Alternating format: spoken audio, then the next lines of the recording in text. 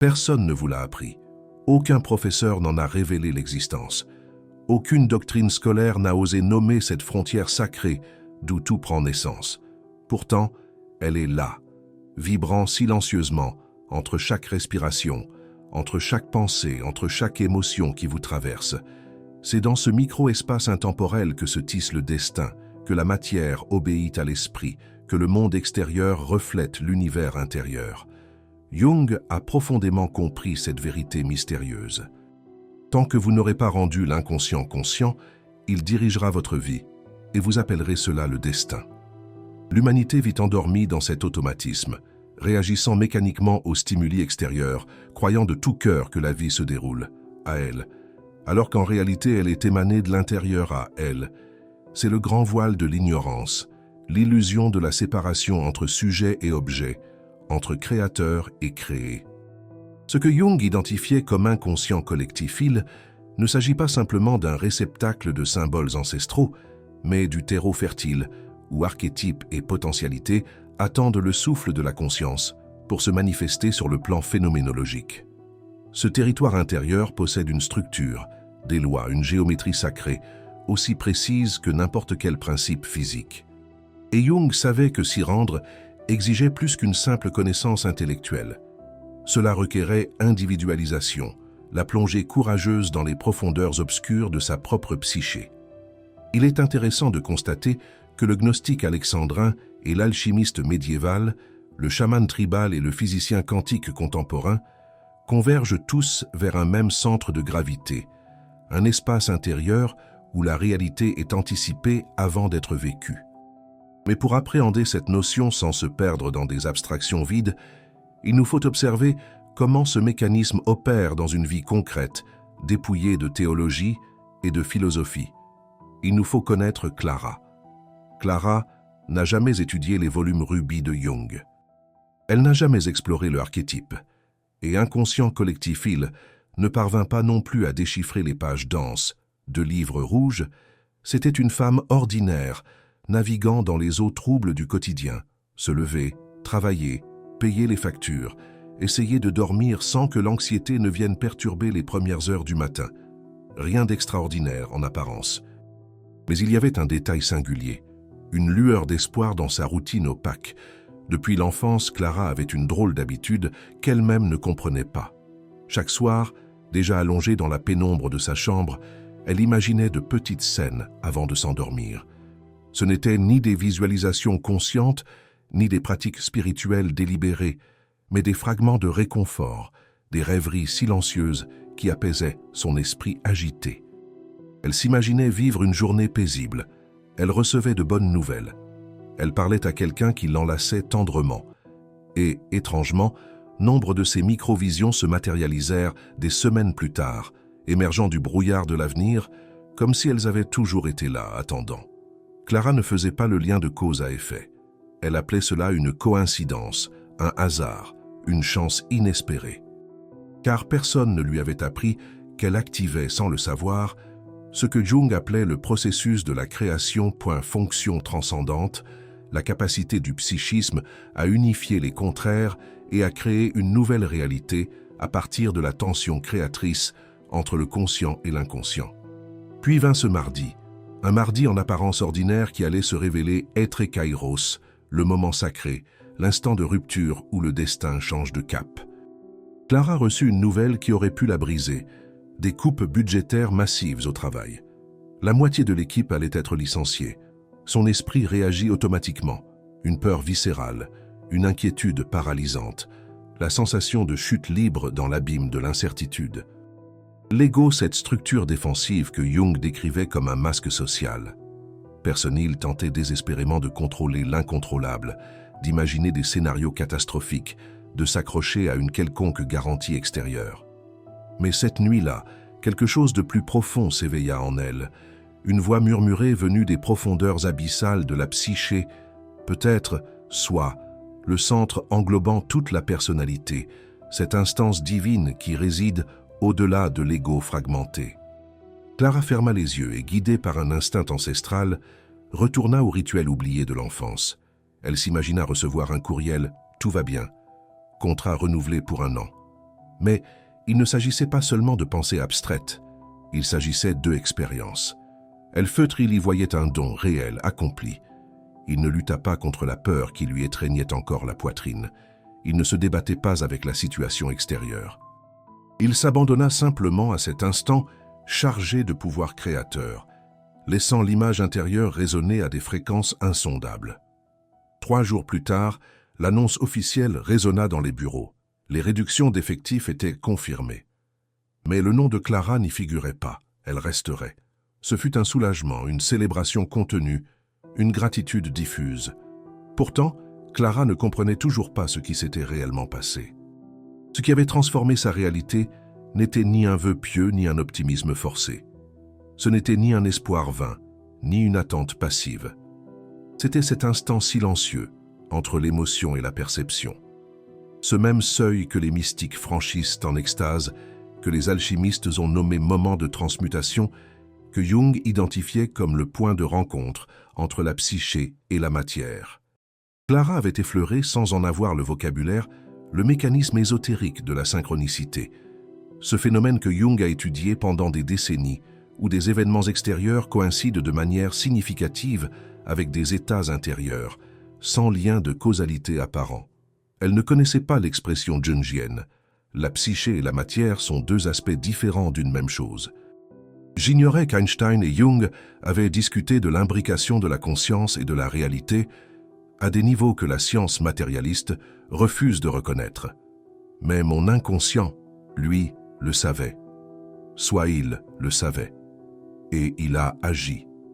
Il existe un niveau de conscience qui précède la logique cartésienne, qui précède les croyances conditionnées, qui existe avant l'interprétation rationnelle. Jung l'appelait inconscient créatif, le ventre obscur où les symboles engendrent les réalités. Ce point est comme une porte hermétique dans le temple intérieur de l'âme. Lorsque vous franchissez ce portail, non par effort, mais par un abandon conscient, vous cessez d'être une marionnette des circonstances et devenez le maître de votre propre devenir. La physique quantique moderne a effleuré cette vérité en décrivant « effondrement de la fonction d'au-delà » où l'observateur influence l'observé. La spiritualité pérenne l'a toujours su et l'a nommé ainsi. Co-création consciente Jung, par l'intermédiaire de imagination active. Non pas une fantaisie d'évasion, mais une fonction psychologique supérieure capable de donner forme à l'informe. Lorsque vous acceptez intérieurement une image comme vraie, pas intellectuellement, mais somatiquement avec chaque cellule vibrant de cette certitude, quand vous sont à l'impression cette scène, déjà présente dans l'éternel présent, lorsque votre émotion cesse de lutter contre ses désirs et s'abandonne à une profonde acceptation, votre champ psychique commence à réorganiser magnétiquement ce qui viendra à vous. Ce n'est pas de la magie au sens vulgaire du terme. C'est psychomagie, comme dirait Karl, c'est de l'alchimie psychologique, la transmutation du plomb en or, du potentiel en réalité. Cela peut paraître obscur et inaccessible tant que l'on n'a pas compris ce qui opère réellement dans les fondements invisibles de la réalité. Et c'est ce que nous allons dévoiler, car Clara n'est que le point de départ. Elle représente ce que Jung appelait « homme moyen », une personne qui n'a pas encore consciemment entamé son processus d'individuation, mais dont l'inconscient vibre déjà de la sagesse archétypale millénaire. Et si une personne ordinaire, sans maître ni mode d'emploi, peut accéder à ce mécanisme par pure intuition, imaginez ce qui se produit lorsqu'on le comprend, qu'on le maîtrise et qu'on l'utilise délibérément. Ce que Clara a vécu sans le nommer, vous êtes sur le point de le révéler en pleine conscience, car derrière ce courriel arrivé 3 jours plus tard, derrière cette sécurité d'emploi inattendue, se cachaient des forces archétypales à l'œuvre, des forces que Jung a consacré toute sa vie à cartographier, des forces qui n'attendent que votre attention consciente pour manifester des miracles déguisés en coïncidence. Et la première de ces forces, peut-être la plus puissante et la plus négligée de toutes, se dissimule précisément là où personne ne regarde d'ordinaire, dans l'instant invisible qui précède votre prochaine pensée. Ressentez-vous cet espace, ici et maintenant? Percevez-vous l'intervalle entre cette phrase et votre prochaine respiration? Car c'est là, dans ce vide chargé de possibilités, que tout commence. Et c'est là que Jung vous attendait depuis toujours. Il existe un moment sacré et imperceptible où le désir cesse d'être une lutte et se transforme en une profonde acceptation. Jung reconnaissait ce moment comme le point de énantiodrome, le principe hermétique où les contraires se réconcilient et où naît quelque chose de nouveau de la tension résolue. Il ne s'agit pas d'un effort musculaire de la volonté. Il ne s'agit pas de la répétition mécanique d'affirmations vides. Il ne s'agit pas d'une tension psychique qui tente de forcer la réalité à se plier. Il s'agit de quelque chose de beaucoup plus subtil et d'infiniment plus puissant. Il s'agit du oui à l'intérieur, l'harmonie silencieuse entre l'ego et le soi, entre la conscience superficielle et les profondeurs archétypales. C'est ce que Jung identifiait comme fonction transcendante en pleine opération, le moment où la psyché unifie des fragments contradictoires et génère une nouvelle réalité. La science contemporaine a tâtonné pour parvenir à cette vérité en nommant cohérence cardiaque, cohérence neuronale, état de flux, mais Jung savait que cela transcende la physiologie. C'est de l'alchimie psychologique, la transmutation du plomb en or, du potentiel en manifestation. Ce oui intérieur n'est ni une concession passive, ni une résignation défaitiste. C'est la reconnaissance profonde d'une vérité que l'inconscient connaît déjà, mais que l'ego refuse encore d'admettre. Et ce déclencheur de la création survient toujours avant que l'esprit rationnel ne formule la question essentielle, la seule qui compte vraiment. Qu'est-ce que tu considères comme vérité en toi? Car c'est là que réside le grand secret que Jung a dévoilé au cours de décennies d'exploration des profondeurs psychiques. On ne crée pas la réalité à partir de ce que est-ce que tu veux mais de quoi y admettre en silence comme étant. Cet aveu invisible, que Jung appelait constellation archétypale, est le véritable moteur de l'expérience. Peu importe ce que vous dites à voix haute, peu importe les affirmations que vous répétez devant le miroir, peu importe les plans méticuleux que vous dessinez sur papier. Ce qui transforme véritablement les expériences, c'est ce que on a l'impression car c'est véritablement dans les couches les plus profondes de la psyché, là où l'ego ne gouverne plus et où le soi commence à murmurer. Et voici le point crucial que presque personne ne comprend. Ceci se produit sans conscience. Dans la grande majorité des cas, vous croyez choisir, décider et planifier votre vie. Mais Jung connaissait la vérité dérangeante. Tant que vous n'aurez pas rendu l'inconscient conscient, il dirigera votre vie et vous appellerez cela le destin. Vous ne faites que réagir à des schémas archétypaux ancrés dans l'inconscient collectif depuis des millénaires, répétant des scénarios ancestraux, rejouant des drames que vos arrière-grands-parents ont joués, perpétuant des blessures transgénérationnelles que personne n'a eu le courage de guérir. La plupart des gens s'imaginent qu'ils créent la vie en désir « je veux ceci »,« je prévois cela », « j'ai l'intention d'atteindre cet objectif ». Mais la création ne commence pas par une intention consciente. Elle commence par état intérieur, dans ce que Jung appelait tonalité affective sous-jacente, la coloration émotionnelle qui imprègne votre existence même lorsque vous n'y prêtez pas attention. Votre vibration, ce mot si souvent employé dans les cercles ésotériques et si mal compris, n'est pas une énergie mystique flottant de façon éthérée autour de vous. C'est en langage jungien, qualité psychique dominante, la somme cohérente de ce que vous ressentez, pensez et surtout accepte comme vrai à propos de soi-même dans les régions obscures où la lumière de la conscience pénètre rarement. L'intention consciente n'acquiert de pouvoir créateur que lorsqu'elle émerge d'un état intérieur qui est déjà d'accord avec elle. Lorsqu'une contradiction surgit entre le désir superficiel du moi et la croyance profonde de l'inconscient, la réalité reflète toujours l'inconscient, car il est infiniment plus puissant, plus ancien, plus connecté aux forces archétypales qui tissent le destin. Jung en a été témoin d'innombrables fois chez ses patients, des femmes qui disaient vouloir une relation saine, mais dont l'inconscient était imprégné d'archétypes d'abandon et de trahison. Des hommes qui prétendaient rechercher le succès, mais dont le moi savait que l'échec était le seul moyen de punir le père absent. Le conscient ment. L'inconscient, lui, ne ment jamais. Et la réalité est le reflet de l'inconscient. Vous n'attirez pas ce que vous attirez. Il veut-on attire ce qu'on attire? Accepte d'être, c'est le point de convergence entre la psychologie des profondeurs, la physique quantique et le mysticisme universel. Jung a dialogué avec Wolfgang Pauli, l'un des pères de la physique quantique, explorant précisément ce territoire frontière où psyché et matière se rencontrent. Ils sont tous deux parvenus à une conclusion révolutionnaire. Il existe un monde sous-jacent unique où l'intérieur et l'extérieur ne font qu'un. La séparation entre l'observateur et l'observé est illusoire. La division entre sujet et objet est artificielle. Ce que vous êtes intérieurement est ce que vous trouvez à l'extérieur, non par magie, mais par une loi aussi précise que la gravité. On n'obtient pas ce qu'on demande avec sa bouche, on obtient ce qu'on devient au plus profond de l'âme, et ce devenir ne s'accomplit pas par la force brute de la volonté, mais par se rendre à un état intérieur authentique. Si Clara s'était contentée d'espérer désespérément ne pas être déconnectée, si elle avait supplié l'univers en faisant vibrer chaque mot de peur, rien n'aurait changé intérieurement. La peur serait restée son état dominant. Et la peur attire ce qu'elle craint, car l'inconscient ne fait pas la distinction entre vouloir et ne pas vouloir. Il ne réagit qu'à ce qui le provoque. Intensité émotionnelle à image que vous soutenez. Ce qui a transformé l'expérience de Clara, c'est ce moment alchimique où elle feutre la scène du futur comme si c'était le présent. Non pas comme une fantaisie d'évasion, mais comme imagination active, le terme utilisé par Jung pour décrire le dialogue conscient avec l'inconscient, où l'on ne se contente pas de visualiser passivement, mais habite l'image qui vous imprègne tout entier.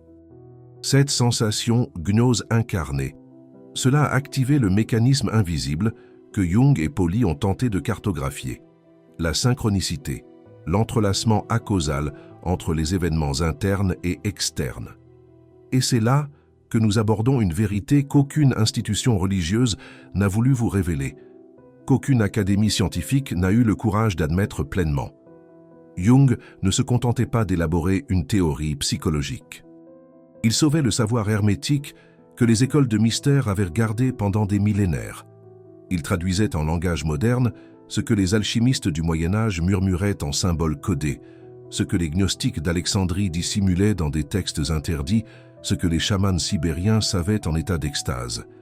La réalité n'est pas quelque chose que vous découvrez là-bas, attendant d'être découverte.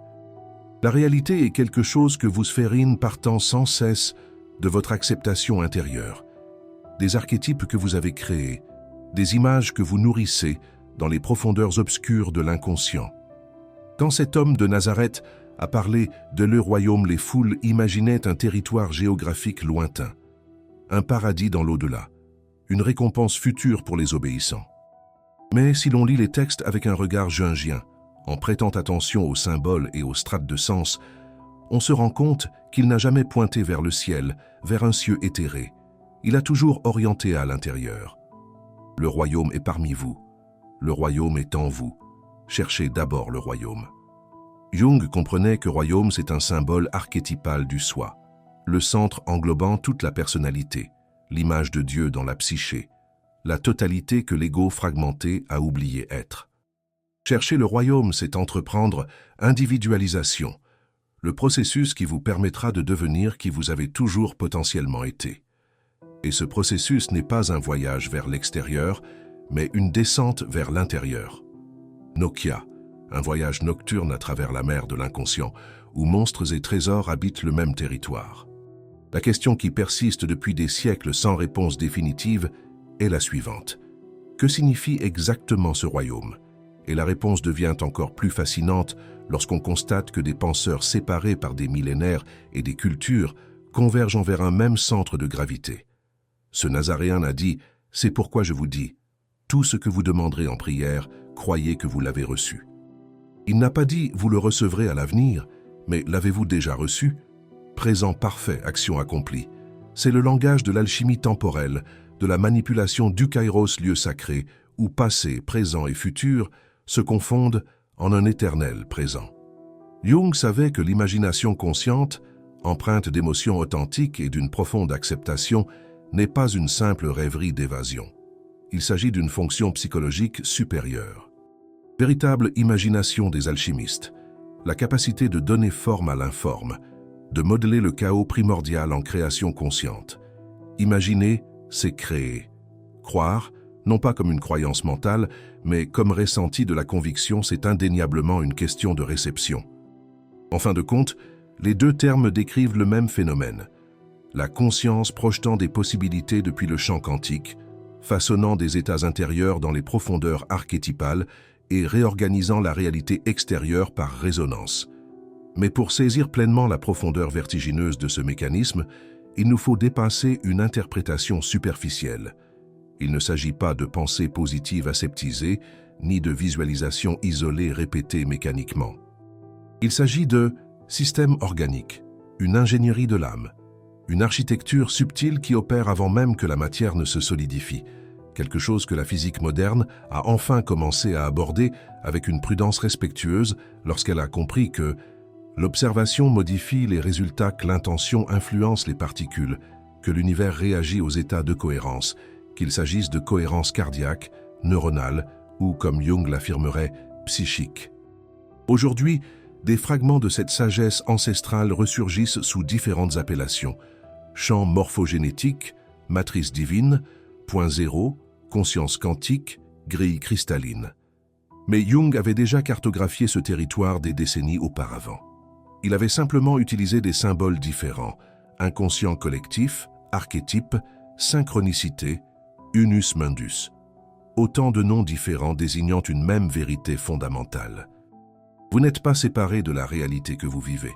Vous êtes l'instrument par lequel l'inconscient devient conscient, le potentiel devient réel et l'archétype devient d'expérience vécue. Et si cela est vrai, et tout semble l'indiquer, alors la question suivante est inévitable et terrifiante. Que créez-vous exactement en ce moment même avec les états que vous habitez inconsciemment? Le nom importe peu lorsqu'on comprend enfin que tous les maîtres, séparés par des océans de temps et des gouffres culturels, pointaient dans la même direction. Porte étanche dans le temple intérieur de la conscience. Jung voyait cette porte comme la soi, ce centre lumineux où l'humain touche le divin, où l'ego fragmenté reconnaît son origine dans la totalité. Mais le fonctionnement de ce mécanisme, c'est ce qui transforme les vies si radicalement que l'identité précédente se désintègre comme une coquille vide. Si certains imaginent encore le royaume comme un territoire géographique, comme une demeure céleste réservée aux élus après la mort, cette vision perd tout son sens lorsqu'on analyse les paroles de ce Nazaréen à travers le prisme de la psychologie des profondeurs développée par Jung. Lorsqu'il a dit « le royaume est à l'intérieur », il n'utilisait pas de métaphore poétique ni n'offrait de vagues consolations. Il transmettait des instructions opérationnelles précises, une carte pour accéder à ce que Jung appellerait inconscient collectif, cet océan psychique où tous les potentiels attendent le contact de la conscience individuelle pour se manifester. Le royaume a toujours été un état de perception, une qualité de conscience, une forme d'alignement intérieur capable de réorganiser non seulement votre psyché, mais aussi la matière même qui vous entoure. Jung savait que la psyché et la matière sont les deux faces d'une même réalité. Un monde, ce monde unique où les mondes intérieurs et extérieurs se révèlent être d'une séparation trompeuse. Cet alignement intérieur modifie les circonstances extérieures, attire des contextes compatibles et favorise les synchronicités, non par une magie arbitraire, mais par une loi aussi précise que n'importe quel principe physique. C'est pourquoi ce maître considérait les miracles non comme des événements surnaturels émanant d'un Dieu extérieur capricieux, mais comme les conséquences naturelles d'états intérieurs spécifiques, qu'il en soit fait selon ta foi. Cette phrase apparemment simple renferme l'un des plus grands secrets que Jung a consacré des décennies à déchiffrer. On ne reçoit pas ce que l'on désire consciemment, on reçoit ce que l'on veut. Crois que c'est vrai dans les profondeurs de l'inconscient, là où règnent les archétypes. Mais voici la première question qui déchire le voile des certitudes rassurantes. Si le royaume a toujours été en vous, pourquoi continuez-vous à chercher le salut, la validation et la plénitude dans les personnes, les possessions et les positions extérieures? Qu'est-ce qui en vous résiste farouchement à l'introspection? Quel archétype de l'ombre se cache derrière cette résistance? Le royaume n'a jamais été un don divin descendu des cieux lointains. Il a toujours été centre créatif agir par le biais de sa propre conscience, ce que Jung a identifié comme fonction transcendante, la capacité du psychisme à unifier les contraires et a engendré une nouvelle réalité. Au XXe siècle, un homme audacieux eut le courage d'affirmer explicitement ce que les mystiques murmurèrent par symbole. L'imagination humaine est la créatrice même de toute chose. Nombreux furent ceux qui le rejetèrent. On l'accusa d'hérésie, d'égocentrisme, de blasphème contre Dieu.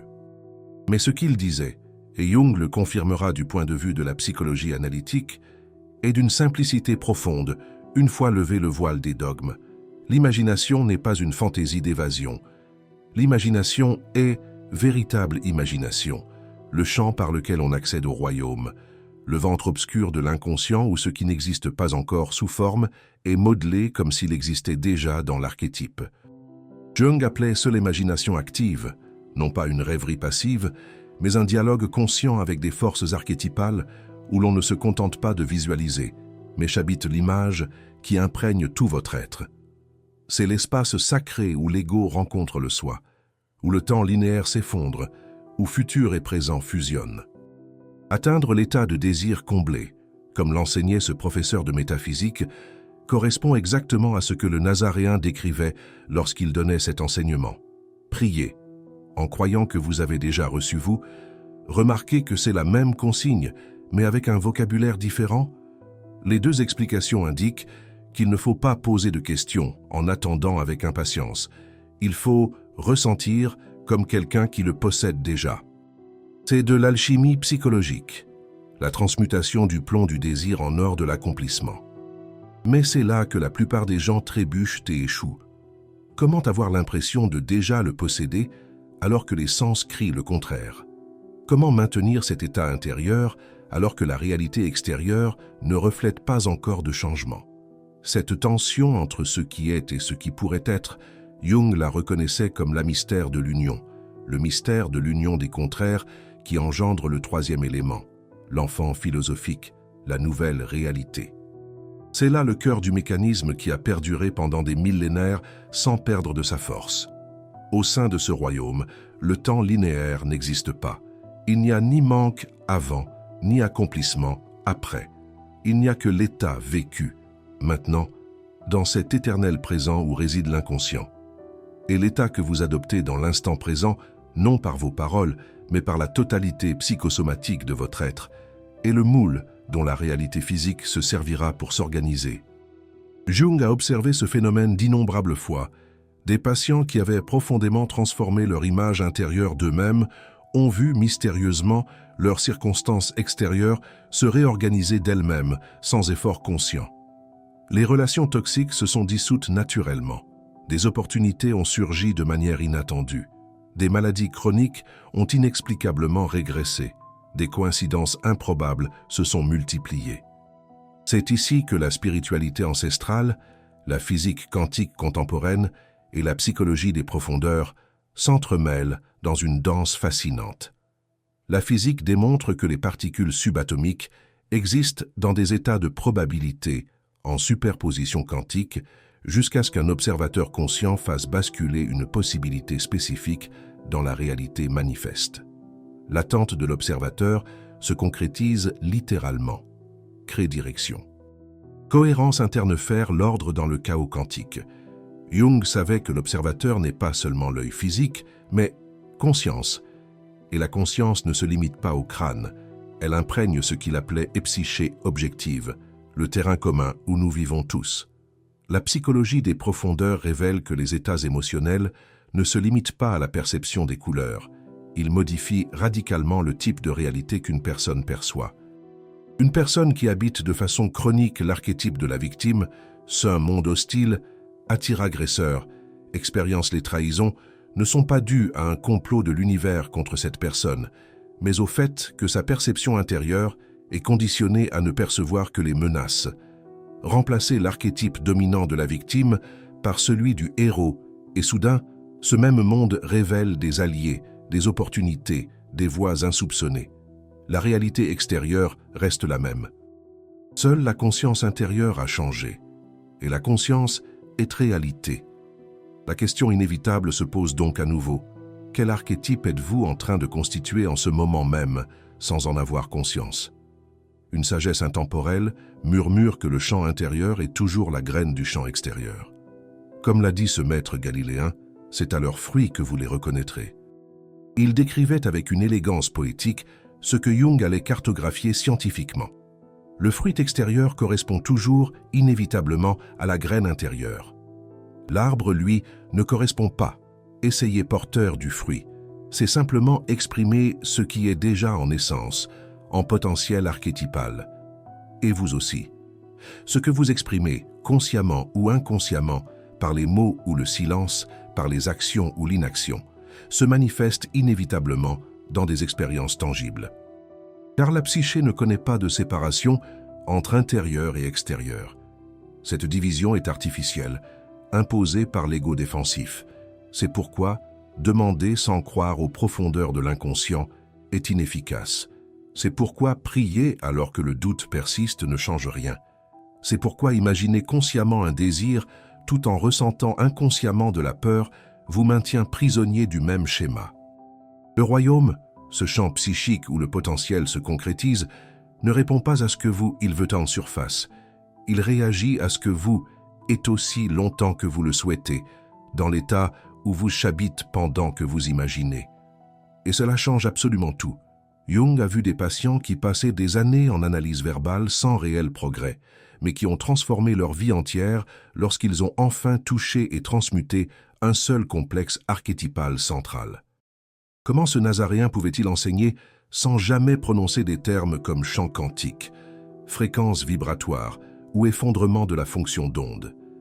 Il n'a jamais mentionné les électrons, les états de superposition ou l'intrication non locale. Pourtant, il a décrit tout cela en utilisant le langage symbolique de l'époque, le seul langage que l'inconscient comprenne pleinement. Lorsqu'il a dit « à celui qui a, il sera donné davantage ». Il expliquait un principe que Jung aurait immédiatement reconnu.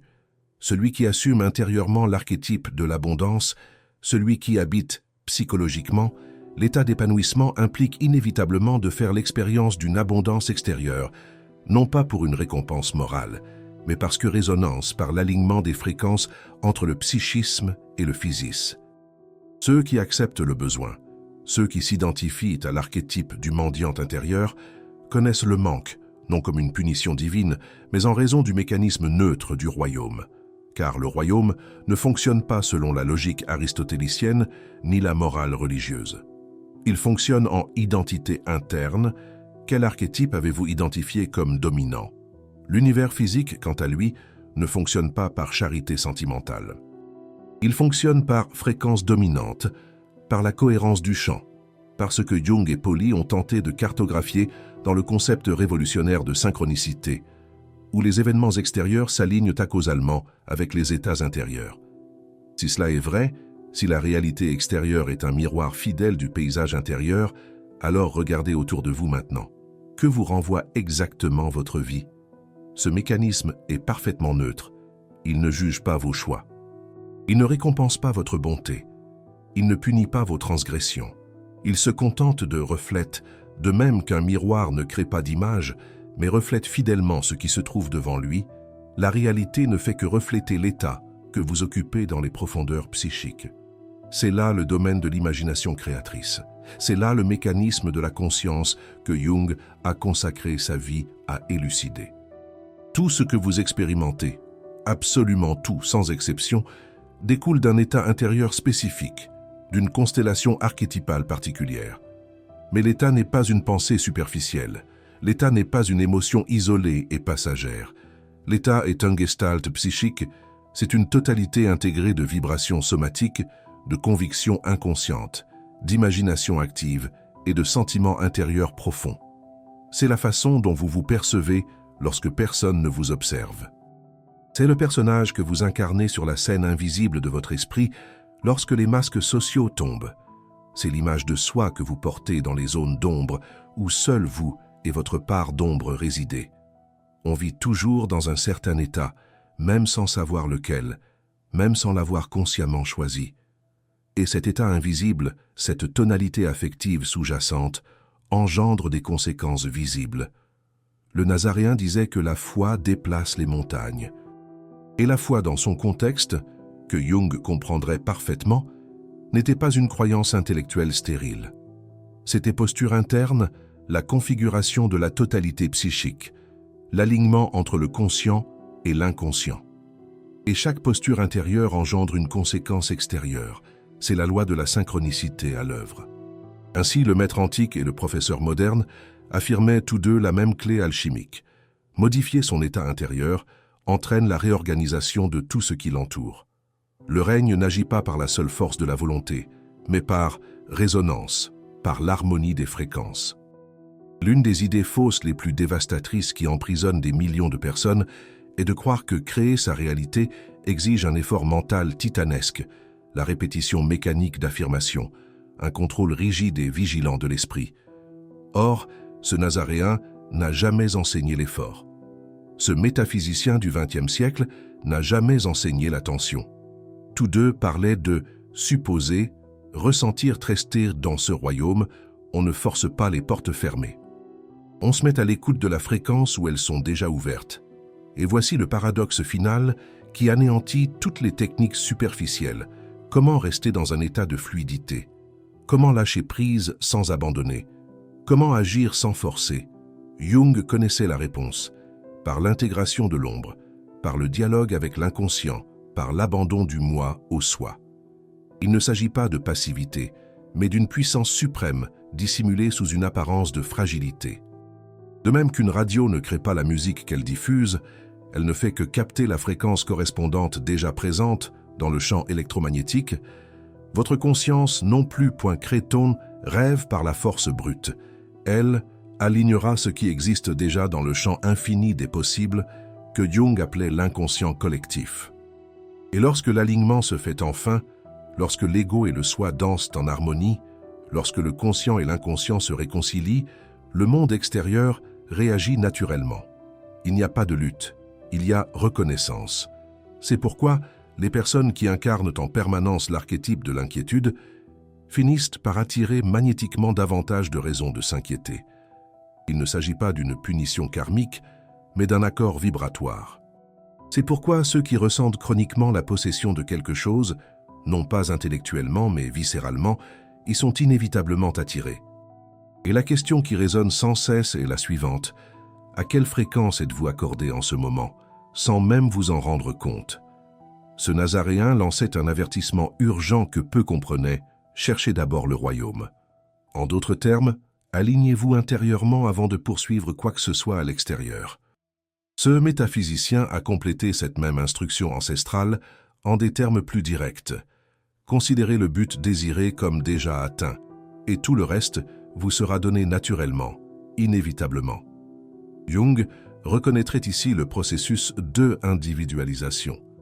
Ne pas chercher à l'extérieur ce qui ne se trouve qu'à l'intérieur, ne pas mendier au monde ce que seul le soi peut accorder. Et c'est là qu'intervient quelque chose qui transforme complètement la pratique, qui révolutionne votre approche de votre propre existence. Vous ne créez une nouvelle réalité construite à partir de rien, arrachée au néant grâce à un effort titanesque. Règle une réalité qui existe déjà potentiellement dans le champ infini des possibles, que Jung appelait l'inconscient collectif. Cela change absolument tout. Car cette vérité élimine l'effort désespéré, élimine le sentiment d'une lutte impossible contre le courant, élimine la croyance paralysante qu'il faut convaincre la vie, manipuler l'univers, forcer l'ouverture des portes closes. Si le royaume est une état-té, l'imagination est harmonie alors, et alors seulement, la réalité s'organise spontanément à partir de la vibration dominante émanant des profondeurs psychiques. Non par magie, mais par résonance, par le biais de ce que Jung et Pauli ont cartographié comme la synchronicité, où les événements extérieurs s'alignent causalement avec les états intérieurs grâce à des connexions significatives qui défient les probabilités statistiques. Ce qui est curieux, et Jung l'a observé d'innombrables fois chez des patients ayant finalement intégré un complexe fondamental, c'est que lorsqu'une personne apprend à maintenir une vibration sans oscillation névrotique, lorsque l'ego et le soi dansent enfin en harmonie, le changement extérieur devient si organique, si naturel, qu'elle ne perçoit même pas le moment précis où sa vie a cessé d'être comme avant. Il n'y a pas de coup de tonnerre, il n'y a pas d'épiphanie cinématographique. Le chemin s'illumine simplement, sans fanfare. Les opportunités surgissent sans prévenir, comme si elles avaient toujours été là, attendant. Les relations se transforment sans explication rationnelle que l'ego puisse comprendre. Les douleurs qui semblaient éternelles cessent sans drame. C'est ainsi que fonctionne ce mécanisme, silencieusement, inexorablement, comme une graine qui se transforme en arbre sans que l'on remarque chaque micromètre de croissance. Ce métaphysicien a dit quelque chose qui anéantit complètement l'approche matérialiste occidentale. La plus grande erreur que font les gens est d'essayer voir, c'est croire, alors qu'en pratique, le processus alchimique est exactement l'inverse. Croire afin d'observer, mais notez bien, non pas comme une croyance intellectuelle stérile, non pas comme un espoir désespéré, mais comme conscience présumée en tant qu'état incarné. Jung dirait, non pas comme l'identification du moi à un concept abstrait, mais comme l'union du moi à un archétype vivant, comme un processus expérientiel qui imprègne tout l'être. Et c'est là que le nazaréen et le métaphysicien se rejoignent si parfaitement qu'ils semblent être deux voies issues d'une même âme, traversant des millénaires. Tous deux ont affirmé catégoriquement que la fin existe déjà. Avant, devenir visible à l'œil nu. Lorsqu'une personne désire authentiquement quelque chose, non pas un désir superficiel de l'ego, mais une aspiration profonde du soi, la réalité correspondante est déjà là, prête. Cela existe déjà comme une possibilité dans le domaine quantique. Cela habite déjà l'inconscient collectif comme un archétype. Ce qui manque, ce n'est pas la création ex nihilo. Ce qui manque, c'est réglage, alignement, résonance. Voilà pourquoi ce nazaréen a insisté. Le royaume est à l'intérieur. Et c'est pourquoi ce métaphysicien n'arrêtait pas de répéter « Cet état est déjà complet dans le domaine des possibles. Il vous suffit de l'incarner viscéralement. » La meilleure façon de comprendre cela n'est pas par le biais d'une théorie abstraite, mais par une simple expérience d'auto-observation que Jung proposait constamment à ses patients.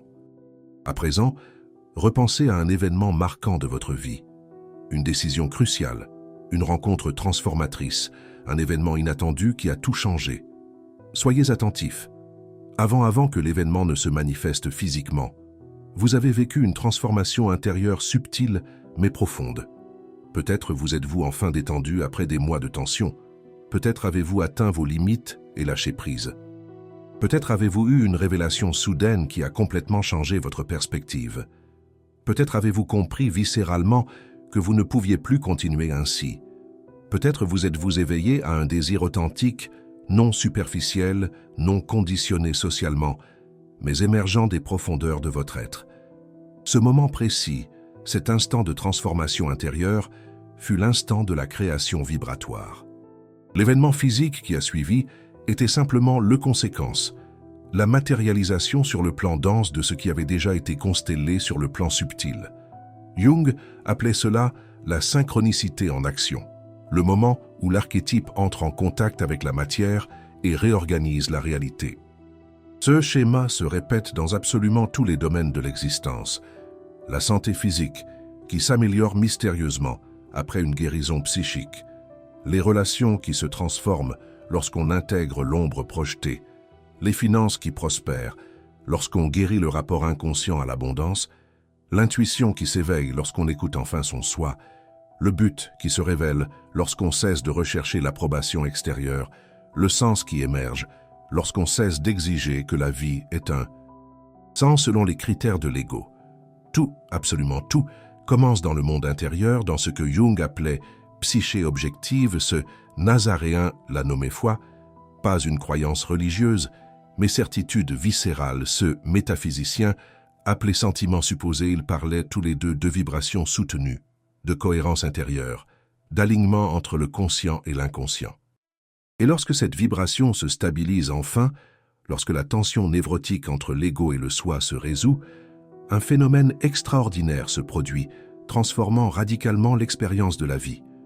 Les circonstances extérieures cessent d'exercer un pouvoir tyrannique sur vous, et vous découvrez que vous avez toujours eu du pouvoir sur les circonstances. Non pas le pouvoir de manipulation, mais le pouvoir de perception, pouvoir d'interprétation, pouvoir de réponse au lieu d'une réaction mécanique. C'est le point sacré où l'être humain découvre sa position originelle oubliée, non pas comme quelqu'un perdu dans un univers hostile et aléatoire, non pas comme victime de forces capricieuses, mais comme principe créatif agissant à travers une forme humaine. Ce que ce Nazaréen appelait Fils du Père héritier du royaume, co-créateur conscient. Ce que ce métaphysicien appelait Je suis, la conscience pure antérieure à toute identification limitante. Ce que Jung identifiait comme auto-fait, la totalité consciente d'elle-même. Voilà l'essence distillée. Voilà le mécanisme qui opère derrière le voile de l'illusion. Voilà la clé alchimique qui ouvre absolument tout. Le royaume n'est pas un lieu géographique. L'imagination n'est pas une rêverie d'évasion. Ensemble, ils sont moteurs invisibles. Derrière chaque réalité manifestée se cache le champ psychique, où le potentiel se concrétise, où l'archétype prend forme, où l'invisible devient visible. Et quand quelqu'un découvre cela d'une certaine manière, expérimentale, pas mentalement, pas intellectuellement, mais à travers fonction de sensations, c'est que Jung chérissait tant, la vie cesse d'être une énigme effrayante et devient un instrument de musique. Et la conscience devient le chef d'orchestre dirigeant la symphonie. Mais voici la question qui distingue ceux qui se contentent de le savoir de ceux qui le vivent véritablement. Comment l'incarner maintenant? Sans le reporter jusqu'à ce que vous soyez plus évolué, mieux préparé, moins anxieux, plus éclairé. Toutes ces justifications, je ne suis pas encore prêt. J'ai besoin de guérir d'autres blessures. Quand je comprendrai mieux, dès que j'atteindrai cet état, sont des distractions sophistiquées créées par l'esprit conditionné lui-même, par l'ego défensif, pour éviter d'affronter la vérité la plus simple et la plus terrifiante. La réalité répond. Immédiatement au ton intérieur qui vous anime, pas demain, pas quand vous aurez enfin surmonté tous vos traumatismes, pas quand vous aurez terminé un énième parcours spirituel. Maintenant, à chaque respiration. Vous avez constaté que les foules tentent d'interagir consciemment avec ce champ créatif dans un état de tension musculaire, de résistance psychique, de peur viscérale et de doute corrosif. Et cela fausse complètement le résultat, car le champ réagit à qualité de la vibration, pas à intensité du désir. Passons maintenant à l'aspect plus abouti de cette compréhension, à la pratique qui distingue les dilettantes des alchimistes, l'art de demeurer au cœur de la création, dans l'œil du cyclone, même lorsque rien dans le monde extérieur ne confirme le changement, même lorsque tous les signaux sensoriels crient que vous avez tort, que rien n'a changé, que vous êtes un imbécile d'y croire. C'était là l'essence même du message que ce Nazaréen exprimait lorsqu'il parlait de demeurer non-royaume, d'habiter continuellement cet état de certitude. Ce n'était ni un lieu géographique, ni une vaine consolation spirituelle pour les opprimés. C'était un état de certitude si vivante, si viscéralement réelle, qu'aucune circonstance extérieure ne pouvait l'ébranler. Ce que les observateurs extérieurs appelaient « foi » n'était pas un espoir fragile. Ça a été conscience positionnée profondément enracinée, inébranlable. Jung y verrait l'ego se soumettant enfin au soi, maintenant la tension des contraires jusqu'à ce que le miracle se produise. Ce métaphysicien a désigné exactement le même phénomène persistance de l'état supposé, a affirmé sans équivoque que l'univers physique ne réagit pas aux désirs passagers et superficiels, ni aux supplications désespérées empreintes de peur, ni aux prières conditionnées par les attentes sociales, mais à posture interne stable, fermement maintenue même lorsque tout semble aller dans la direction diamétralement opposée. Et c'est précisément là que des millions de personnes trébuchent et abandonnent le voyage. Ils croient au mécanisme de la création consciente. Ils lisent les livres, font les exercices, comprennent intellectuellement, jusqu'au moment précis où la viette la fermeté de l'imagination supposée. Et puis l'ego panique, le doute ronge, la peur paralyse. Mais l'épreuve n'est jamais punitive. L'épreuve n'est pas une cruauté de l'univers. L'épreuve est une miroir, retour d'expérience du terrain. Le test pose la question en toute neutralité. Avez-vous véritablement accepté intérieurement l'état que vous prétendez avoir adopté? Ou bien vous contentez-vous encore de souhaiter, d'espérer et de prier? Si la réaction interne est instable, fragmentée et fluctuante, le champ renvoie cette instabilité.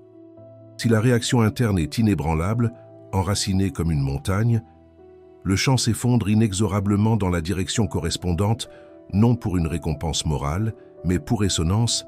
C'est à ce point que la spiritualité de ce Nazaréen et la métaphysique de ce professeur deviennent indiscernables, identiques dans leur essence. Tous deux parlaient d'identité, il ne s'agissait pas d'effort. Il ne s'agissait pas de lutter avec acharnement pour changer le monde extérieur par une action compulsive. Il s'agissait de reconnaître que le monde extérieur est déjà secondaire, dérivé, un reflet du monde intérieur. Le drame humain commence précisément lorsqu'une personne croit en avoir besoin. Tester pour l'univers, chacun mérite quelque chose. Il faut gagner le droit d'être heureux, prospère et aimé. Mais c'est impossible par définition, car l'univers, ou l'inconscient collectif, ou le champ quantique, ne fonctionne pas selon le mérite moral. Il fonctionne selon résonance vibrationnelle. Lorsque vous vibrez inconsciemment avec un besoin d'affection, peu importe ce que vous affirmez consciemment, vous attirez des situations qui renforcent ce besoin. Non pas comme une punition, mais comme un miroir précis reflétant ce qui se cache au plus profond de vous.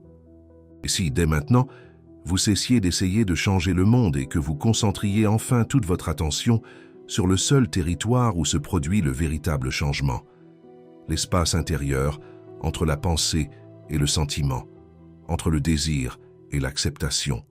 Lorsque vous faites vibrer la plénitude dans les profondeurs de l'inconscient, non pas superficiellement, non pas comme une affirmation vide, mais comme état incarné, vous attirez des expériences en accord avec la plénitude. Jung l'a constaté à maintes reprises. Des patients qui guérissaient leur relation avec l'archétype de l'abondance voyaient soudainement des opportunités financières surgir de situations insoupçonnées. Lorsque vous vibrez à l'unisson avec la rareté, même inconsciemment, vous percevez des portes fermées là où s'ouvraient auparavant des possibilités, non pas parce que les portes ont changé, mais parce que votre perception, filtrée par le complexe du manque, ne voit que des obstacles. Lorsque vous vibrez à l'unisson avec une abondance authentique, des portes s'ouvrent là où personne n'oserait l'imaginer. Les synchronicités se multiplient. L'impossible devient naturel. Ce Nazaréen l'a décrit avec une élégance dévastatrice. À chacun, il sera donné selon sa foi. Où la foi n'est pas une croyance religieuse dogmatique, mais conviction émotionnelle incarnée, un état psychosomatique total. Ce métaphysicien exprimait cette même loi avec une brutalité libératrice. On n'obtient pas ce que l'on mérite. Il veut être soi consciemment, sit inconsciemment. Et ici, dans cet instant final, ce qui compte vraiment, c'est la compréhension viscérale, comme tu deviens cela. Comme on transmute le plomb en or, comme on traverse la nuit noire de l'âme et qu'on en ressort transformé.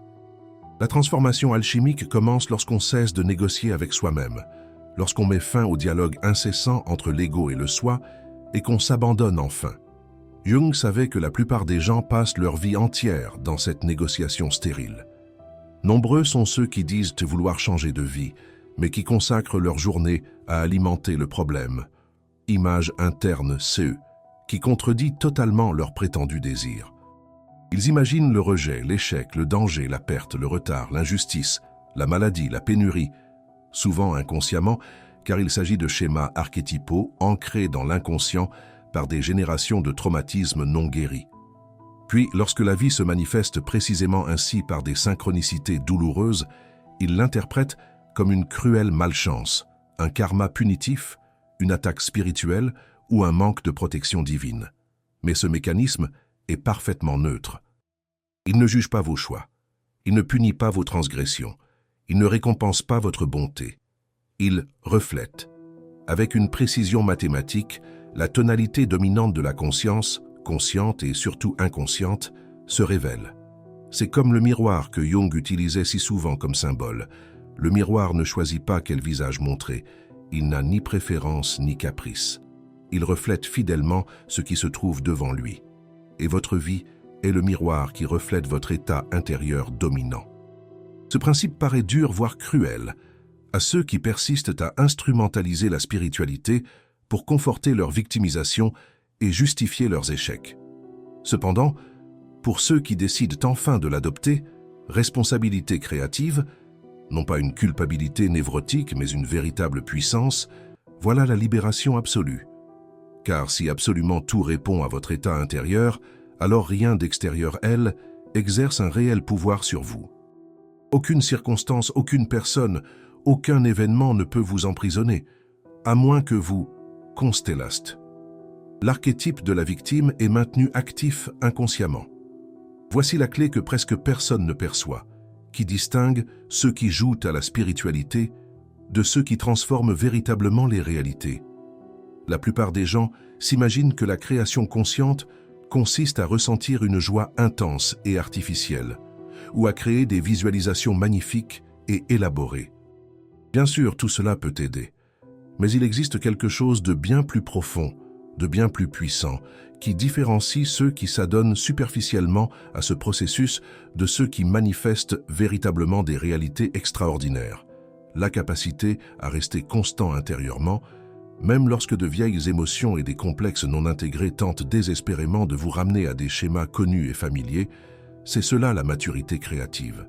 C'est cela l'individuation en action. C'est lorsque vous ne vous laissez pas hypnotiser par les circonstances extérieures, aussi convaincantes qu'elles puissent paraître. C'est lorsque vous comprenez profondément que cette vieille émotion, cette peur viscérale, cette angoisse paralysante, n'est que le reflet de votre propre souffrance, température mentale habituelle, le thermostat psychique qui tente de revenir à un point de départ confortable, même si ce point est pénible. Jung appellerait cela régression vers l'inconscient, le mouvement naturel de la psyché, qui consiste à revenir au connu plutôt que de risquer l'inconnu transformateur. C'est un aspect dont peu de maîtres parlent ouvertement. Cet aspect est invisible aux yeux extérieurs, silencieux comme une graine qui germe sous terre, solitaire comme un voyage nocturne à travers l'inconscient. Décide de tout car c'est précisément à ce moment-là, lorsque vous choisissez de rester dans ce nouvel état, malgré la pression psychique vous poussant à régresser, que le Nazaréen murmura « Le royaume est à l'intérieur », et ce métaphysicien ajouta fermement « La persévérance est la clé. Mais la persévérance ne consiste pas à se battre les poings serrés. La persévérance ne consiste pas à forcer par la tension musculaire. La persévérance, c'est vivre dans cet état recherché, comme si l'on portait une seconde peau naturelle, comme si l'on respirait un air différent sans effort, comme si l'on traversait un autre paysage intérieur devenu foyer. Jung dirait, c'est lorsque le nouvel archétype constellé devient si dominant que l'ancien perd simplement de son énergie, se flétrit, disparaît. Et puis vient le moment que tous ceux qui pratiquent cette alchimie finissent par vivre le point irréversible, il n'y a pas d'annonce spectaculaire, pas d'explosion de lumière, pas d'extase mystique ni de musique céleste, juste le sentiment le plus profond, le plus silencieux, le plus inébranlable qu'il n'y a pas de retour en arrière. Vous avez embrassé ce nouvel état au plus profond de votre être. Il est devenu votre demeure psychique. Il est devenu votre identité fondamentale. Il est devenu votre vibration naturelle, aussi automatique que la respiration.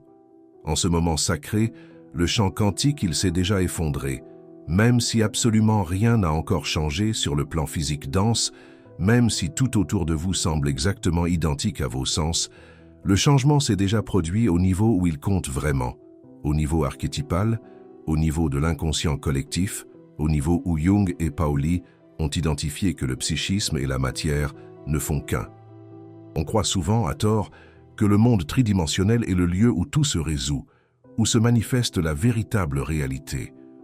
Or, Jung savait que c'est précisément l'inverse. Le monde physique n'est que le reflet de la réalité. Chapitre final de la manifestation. La plus lente, la plus dense, la plus retardée. L'action véritable se déroule dans les profondeurs invisibles. Que ressentez-vous? Maintenant en ce moment même, vous façonnez déjà l'avenir que vous découvrirez. Qu'imaginez-vous? Maintenant, avec une conviction profonde, vous êtes déjà en train de réécrire les prochaines scènes de votre vie. Qu'imaginez-vous? Maintenant, votre identité a déjà redéfini les lignes archétypales que suivra votre existence. La réalité ne vous le dit pas obéie comme une servante soumise. Elle vous le dit, correspond comme un miroir parfait. C'est ainsi que ce Nazaréen l'appelait. Cela vous enrichira. Ce métaphysicien nommé projection du moi intérieur. La physique quantique appelle effondrement de la fonction d'onde, l'appel de la spiritualité pérenne co-création. Le mysticisme hermétique appelle loi éternelle. Jung appellerait synchronicité, le nom importe peu. Les mécanismes restent les mêmes, quelle que soit la tradition. Le terrain ne réagit pas à vos actions, il dit avec ta bouche, mais à ce que tu es au plus profond de vous-même. Et vous êtes ce qui demeure immuablement sur la scène silencieuse de la conscience quand personne ne regarde, quand tous les masques tombent. C'est peut-être là l'aspect le plus transformateur, le plus libérateur de tout. L'univers n'est pas en retard. Le champ des possibles n'est pas lent. Ce sont les êtres humains qui changent trop rapidement de vibration, oscillant névrotiquement, pour percevoir leur propre création en cours. Lorsqu'on parvient enfin à maintenir un état suffisamment longtemps, avec la patience d'un alchimiste observant une lente transformation dans le creuset, quelque chose d'inévitable se produit. La réalité extérieure perd complètement la capacité de nous contredire. Les synchronicités se multiplient, les miracles deviennent la norme, l'impossible se révèle comme naturel. Voici le royaume promis par Nazareth, voici l'imagination créatrice enseignée par le métaphysicien. Voici le soi réalisé que Jung a cartographié. Voici le mécanisme invisible de la création, opérant à pleine puissance. La conclusion que la plupart des gens évitent d'entendre, mais que vous, si vous êtes arrivé jusqu'ici, devez entendre avec une clarté absolue. La spiritualité mature n'offre pas de technique pour manipuler le monde extérieur. Elle offre conscience, reconnaître que le monde répond déjà, et a toujours répondu à votre être intérieur. Vous n'êtes pas un mendiant devant un univers indifférent. Vous n'êtes pas victime de forces capricieuses. Vous êtes le centre par lequel l'univers se manifeste, le point où l'inconscient collectif devient la conscience individuelle, où le potentiel archétypal s'effondre dans l'expérience vécue. Il n'y a pas de vie sans observation consciente. Il n'y a pas de forme sans observateur. Il n'y a pas d'expérience sans le champ intérieur qui la projette. Toujours créée dès le premier instant de l'existence consciente. La seule différence après avoir parcouru ce chemin de compréhension, c'est que vous le faites. Connaissance, ce qui était automatique, mécanique, inconscient, devient intentionnel.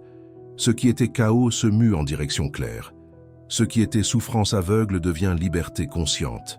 Ce qui était doute paralysant se transforme en certitude inébranlable. Le royaume n'est pas un futur lointain. L'imagination n'est pas une vaine fantaisie. Le mécanisme n'est pas une métaphore poétique. Il est réel. Il est à l'œuvre en ce moment même.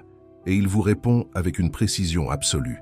Maintenant, si quelque chose s'est agité en vous, tandis que vous absorbiez ces mots, si un archétype s'est éveillé, si un complexe a commencé à se dissoudre, si une vérité ancienne a finalement résonné dans votre âme, honorez ce mouvement. Ce genre de compréhension profonde n'apparaît pas par hasard.